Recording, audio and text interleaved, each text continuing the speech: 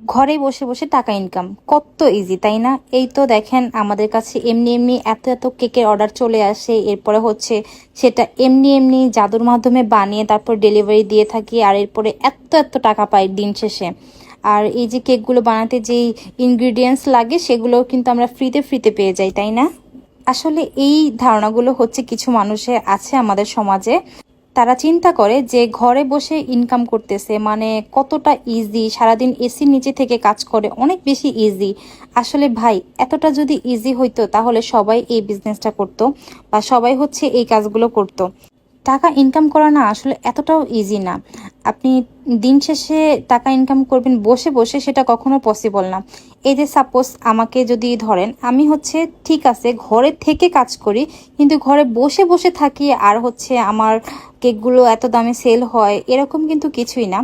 দিন রাত হচ্ছে আমাকে পরিশ্রম করতে হয়। শুধুমাত্র কেক বানানোটাই কিন্তু শেষ ব্যাপার না।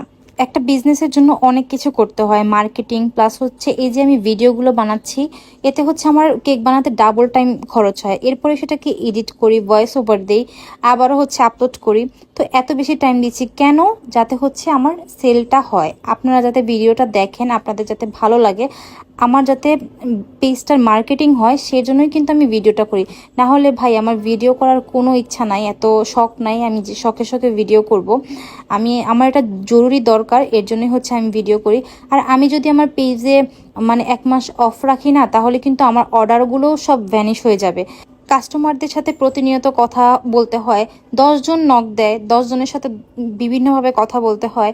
এরপরে হচ্ছে একজন অর্ডার করে, কারণ সবাই তো অর্ডার করবে না, অনেকেই হচ্ছে দাম জানতে চায় বা অনেকে অনেক বিস্তারিত কথা বলেও তারপর হচ্ছে অর্ডার কনফার্ম করে না। এগুলো সবকিছুই আমাদের এই বিজনেসটার মধ্যেই পড়ে। আর একটা কেক বানাতে যে কতটা পরিমাণে খরচ হয়, সেটা আসলে যারা কেক বানায় তারাই জানে। এই যে প্রত্যেকটা ইনগ্রিডিয়েন্টসের যেই পরিমাণে দাম, সেটার ব্যাপারে আর কি বলবো।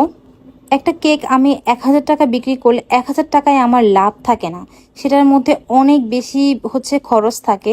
এই যে প্রত্যেকটা কেকের হচ্ছে কাঁচামালের একটা দাম আছে, এরপরে হচ্ছে এই যে কারেন্ট বিল, এই যে আমি এসিটা চালিয়ে হচ্ছে কাজ করতেছি, এটার একটা বিল আছে, ওভেন চলবে সেটার একটা বিল আছে, এরপরে যে আমি যে দিন রাত খাটতেছি সেটার একটা পারিশ্রমিক আছে। দিন শেষে সবগুলো বাদ দিয়ে এরপরে হচ্ছে আমাদের প্রফিটটা থাকে।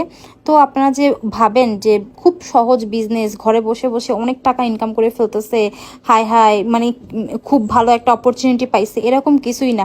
ভাই দিন রাত কাজ করতে করতে কোমর ব্যথা, পিঠ ব্যথা, এই বয়সে হচ্ছে মানে শরীরের ওপর দিয়ে যেই ধকল নেই, কি বলবো। সবাই আসলে ভাবে যে খুব সহজ। আমাকে না এই বিজনেসটা কেউ ধরে মানে দেয় নাই, ইস্টাবলিশ করে দেয় নাই যে আমি ওই ইস্টাবলিশ বিজনেসটা হচ্ছে রান করতেছি, এরকম কিছু না। আমার বিজনেসটা কিছুই ছিল না, সেই ছোট্ট থেকে আমার বিজনেসটা আমি গড়ে তুলছি। আলহামদুলিল্লাহ, আমার পরিশ্রমের প্রতিদান আল্লাহ আমাকে দিয়েছে। একটা কথাই বলতে চাই, যারা ভাবেন যে খুব সহজ ঘরে বসে বসেই মানে হাওয়ার উপর দিয়ে টাকাটা ইনকাম হচ্ছে, তাদের জন্য হচ্ছে আজকের এই ভিডিওটা ছিল। মাঝে মাঝে কিছু কিছু এমন কথা শুনি যেটা শুনলে খুব বেশি খারাপ লাগে আসলে।